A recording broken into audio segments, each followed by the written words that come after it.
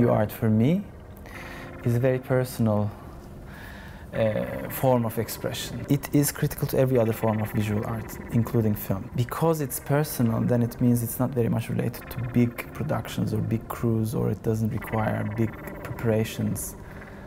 And it's almost improvised.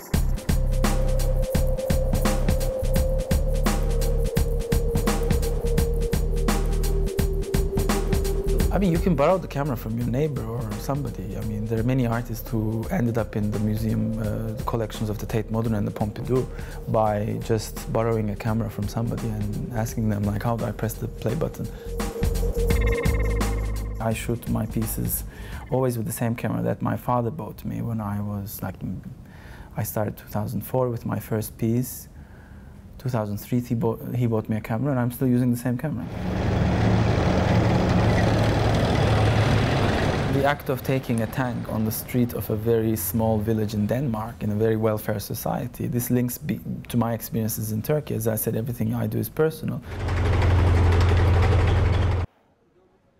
We had 7 cameras at that time because we didn't want to miss anything.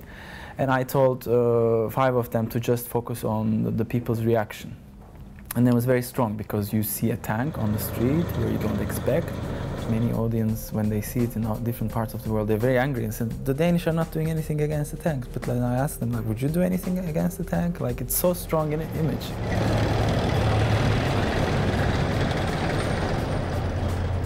I mean, when we showed this piece in Ramallah, they were like, oh, okay, I mean, nothing special. But when you show this in Europe, it's completely different. Generally, I like things that are not fictional. So I shot wedding ceremonies of Turkish immigrants in Berlin for 6 months, every weekend. And then it took me 1 year to edit it into 3-channel video. It's a personal journey for me because I did that work when I went to Germany and I said, this is not my culture, so I have to do something related to my culture. So I found the Turkish-German society. So it's not a Turkish work, it's a Turkish-German work because they have been there for many generations now. They speak a different language, they, have a completely different culture. So it makes it interesting because it's not just any wedding, it's a wedding of immigrants.